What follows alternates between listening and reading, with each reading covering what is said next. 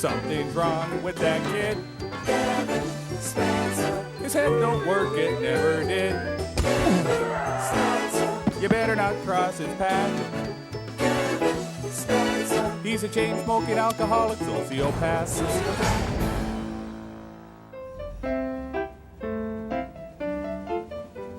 Kevin was on his way to adult prison, and he was scared. Being locked in a cage wasn't what frightened him, since he'd already spent almost half his life in and out of juvenile halls and mental health facilities because of his anger issues and problems dealing with authority. He was scared of the older convicts. They looked pretty mean, and Kevin was intimidated by them. Kevin had heard stories from some of the ex-cons he used to go drinking with when he was 11 that if people weren't afraid of you in jail, then they'd take advantage of you. Just like they did to his old man whenever he was in the joint. Kevin sure didn't like the sounds of that. He figured he'd better make the other inmates afraid of him, right quick. The first thing the lousy screws did to Kevin was to make him and all the other new prisoners take off their clothes and have a group shower. Kevin got as far as taking off his shirt, then he froze with self-conscious fear. He didn't much like the idea of being naked in front of a bunch of other men because of what his father had taught him about people like that. Bible says homos is wrong. So instead of taking off his pants, Kevin rushed one of the guards and cranked him a real sweet one in the kidney. Kevin was hoping to put the boots to him, but before he could lift his foot, one of the other guards hit him with his nightstick right in the back of the head.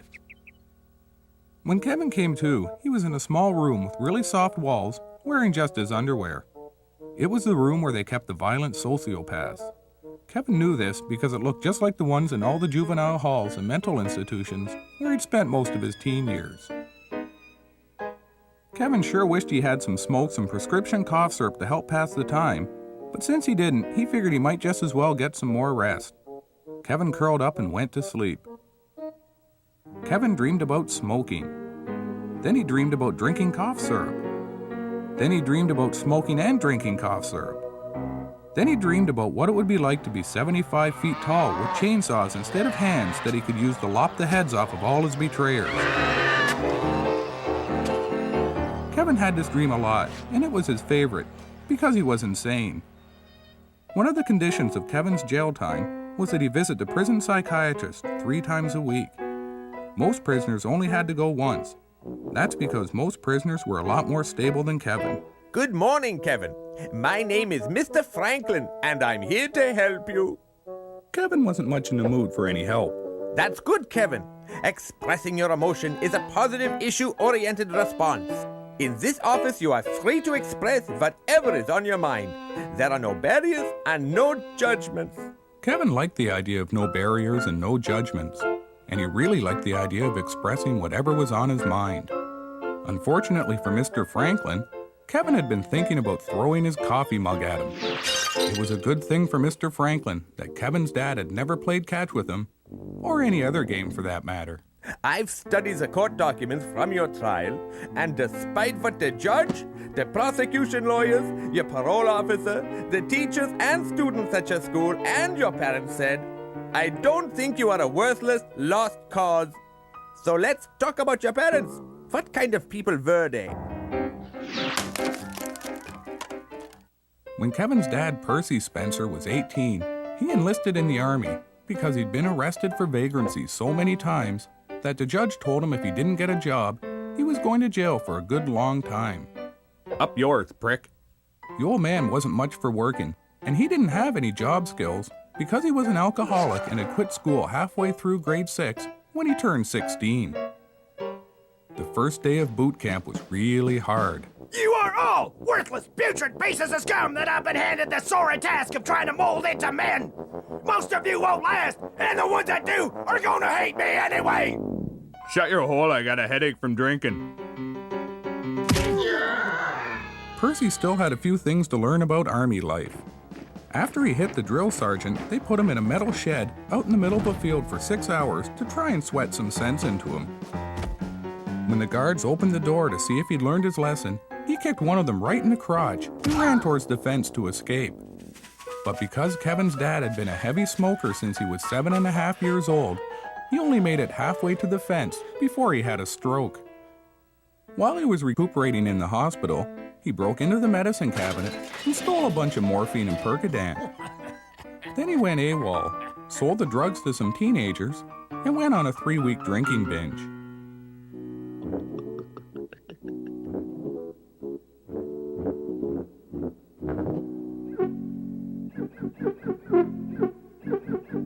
Percy had hoped the binge would last longer, but he ran out of money.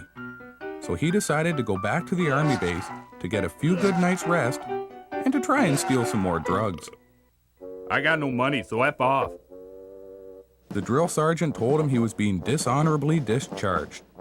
Those were pretty big words for Kevin's old man, and he didn't know what they meant. But just in case they were a come-on, Percy punched the drill sergeant square in the larynx, just so people wouldn't think he was fruity. Then he went to the hospital barracks and stole a bunch of codeine and sleeping pills. That ought to learn the army a thing or two, he thought. Anastasia Blunt had been a rodeo clown groupie ever since she lost her virginity to one when she was 13. She'd spent the last few years following Large Mike's rodeo and rope trick caravan across North America. Large Mike wasn't a very good businessman, and he was down to one clown. One night, the clown got really whacked on 100 proof tequila and decided to tease the bull. A whole lot more than bulls like. Hey, Bull! You're a stupid goof! That ain't good thinking.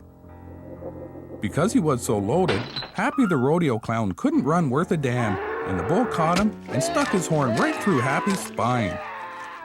Because the doctor said Happy would never walk again and his days as a rodeo clown were over, Anastasia found herself without a whole lot to do.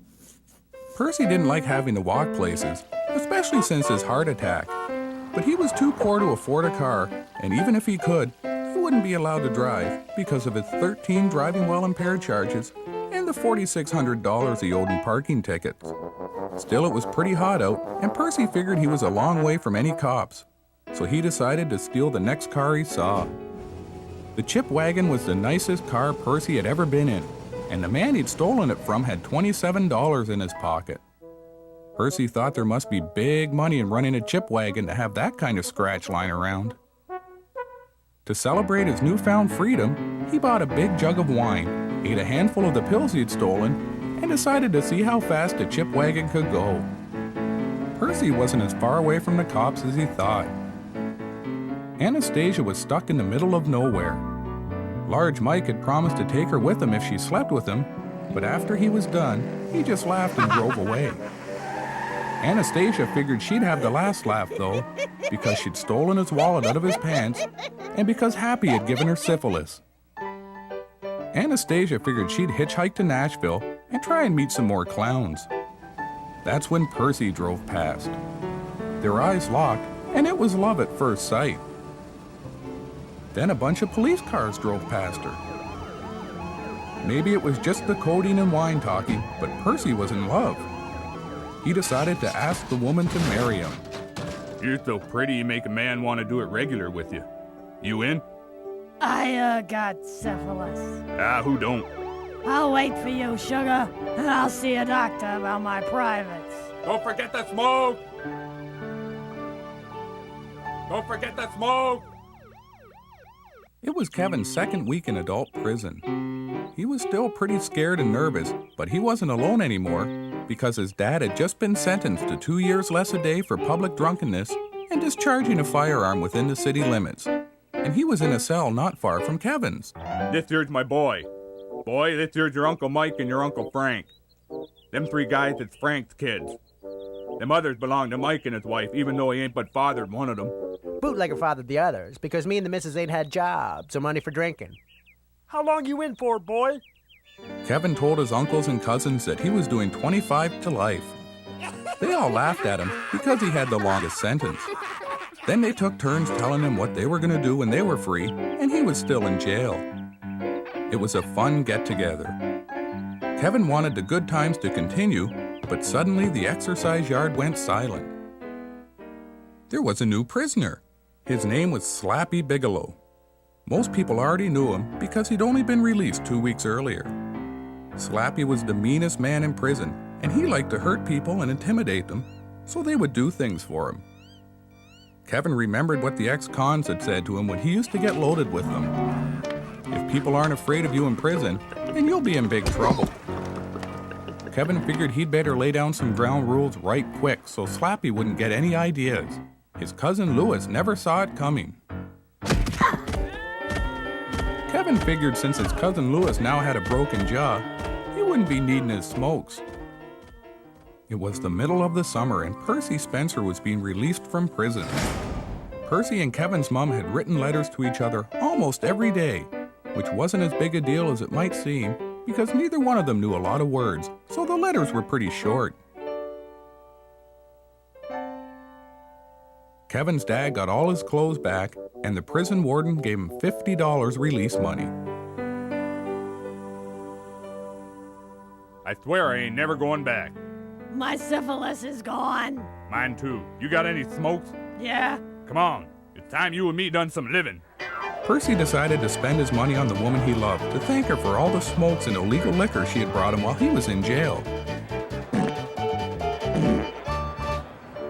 $50 doesn't go a long way, and pretty soon they were down to their last $2.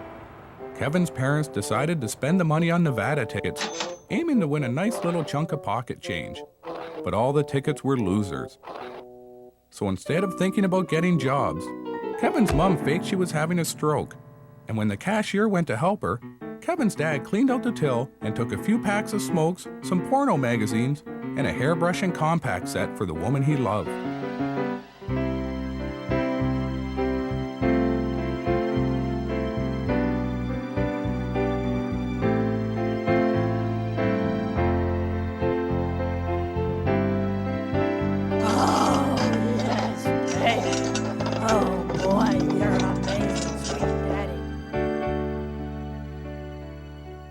Way better than at least half the women I paid for.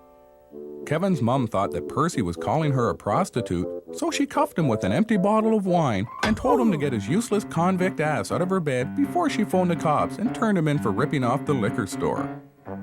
Percy didn't much like being talked to like that, and he aimed to straighten things out. But before he could get to his feet, Kevin's mom caught him with a left hook to the kidney and a real sweet one right in the temple. Percy was already dizzy because he was loaded, and the punches sure didn't help things. He passed out cold. When Percy woke up 2 hours later, his head was in Kevin's mom's lap, and she was crying really hard. Mama, sorry, babe. I promise I will never hit you again. Mama loves you, sweet. You're still my sugar, ain't you? You got a smoke? After Percy cleared his head and smoked a few more cigarettes, he made love to the woman he loved. Maybe you're better than any rodeo clown I've ever had. Then he stole the neighbor's pickup truck, drove into town, and ripped off some more booze. Kevin's dad was wrong when he said he was never going back to prison. Mama will wait for you, sugar. Bring smokes. I forgot to tell you, I ain't on the bill. I ain't supporting no kids. You tricked me, you effing temptress.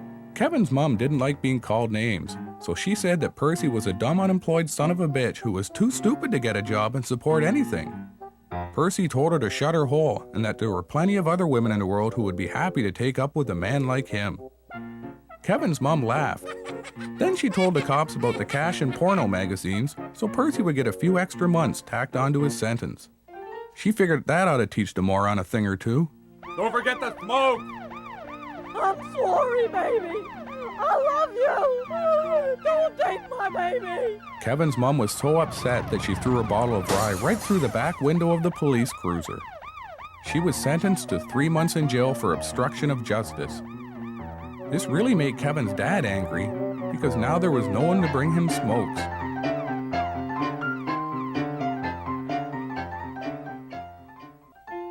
It was visiting day at prison, and Kevin's mom was excited because she hadn't seen her son and husband in almost a month.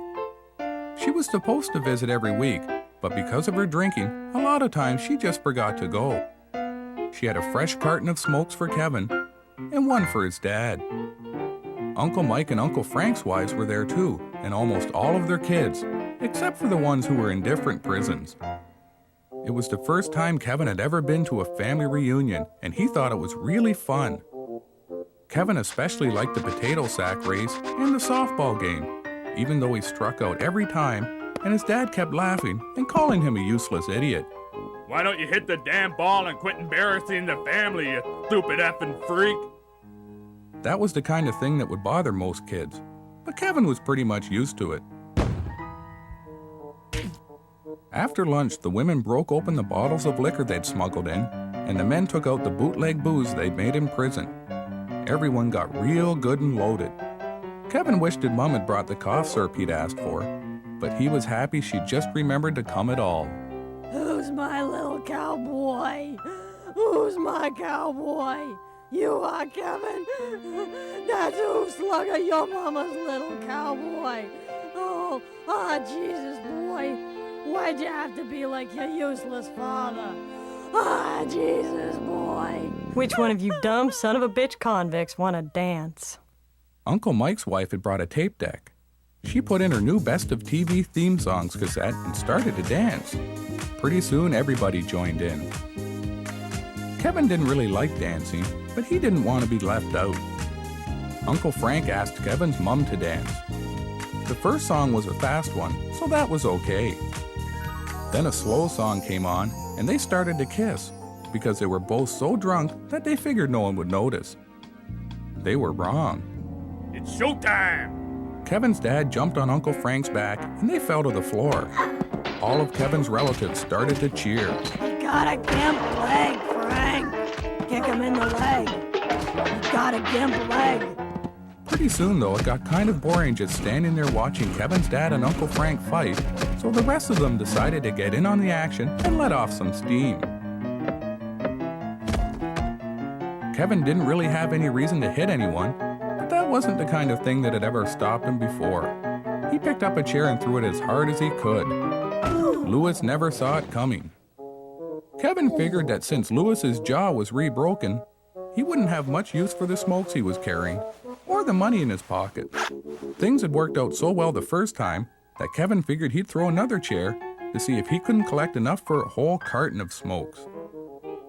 He was itching to smack his old man a good one, but because he was still good and buzzed on bootleg liquor, he missed completely and hit Johnny Felsen. Johnny Felsen was Slappy Bigelow's best friend. After the guards broke up all the fights, they sent everyone home. Kevin's mom said it was the nicest party she'd been to in a long time, and she cried when she left and promised to be back the next week with more smokes. Kevin could hardly wait. I have to tell you, Kevin, I'm excited. The more I discover of your childhood, the more I am convinced that beneath your troubled exterior lies a young man crying out for the loving embrace of a father figure. Let me be that father figure you never had. Let me play catch with you and teach you how to tie a tie. I want to give you unconditional love. Kevin didn't understand a lot of the big words, but he pretended he did, so Mr. Franklin wouldn't think he was a moron. Besides, thought Kevin, it was a whole lot safer in Mr. Franklin's office now that Slappy was looking to tear him a new one for hitting his best friend with a chair.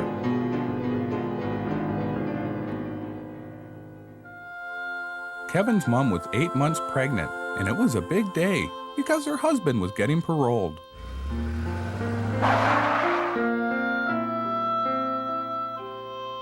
I ain't got no money, so F off.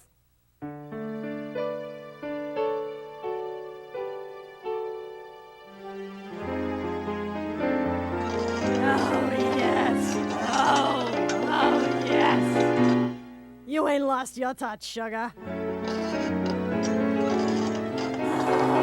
You got any smokes?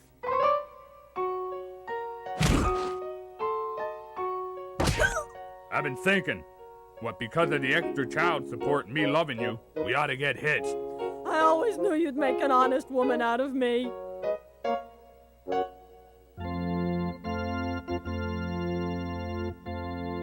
You in, Percy?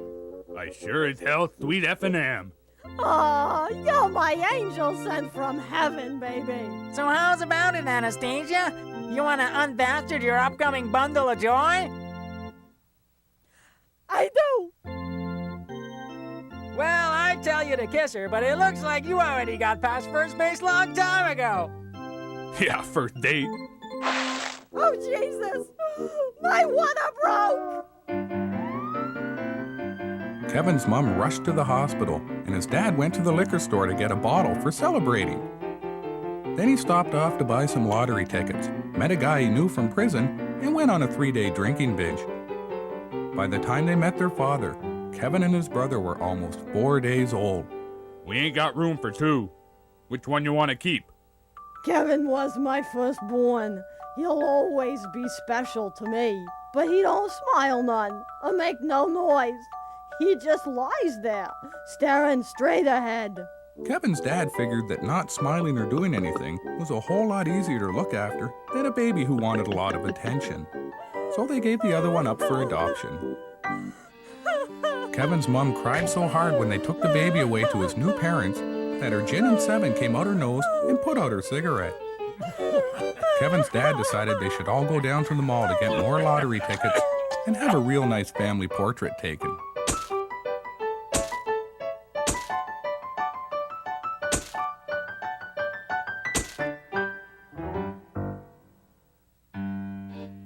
Even then you could see he weren't right in the head. It was the end of Kevin's first month in adult prison, and things were going pretty well so far. The other prisoners pretty much left him alone, mostly because there was a lot of publicity surrounding Kevin's trial, and just about everyone knew he was sociopathically insane. Everyone except Slappy Bigelow. Slappy was pretty sore at Kevin for hitting his best friend in the head with a chair, and figured it was time for Kevin to learn just who was boss. Slappy was really giving it to Kevin. Kevin's imaginary friend, Alan the Magic Goose, told Kevin that he shouldn't let himself be pushed around like that. Learn him a good one, Kevin. Kevin really wanted to slug Slappy right in the throat, but Slappy was a whole lot bigger than him. Kevin figured he'd bide his time. Later that day, when all the other prisoners of his cell block were in the common room watching Baywatch, Kevin snuck into Slappy's cell and set it on fire. Kevin figured that ought to learn the ignorant prick a thing or two. You are a genius, Kevin Spencer, and now you must sleep. Maybe life in prison wasn't going to be so bad after all. Leastwise not for me, thought Kevin.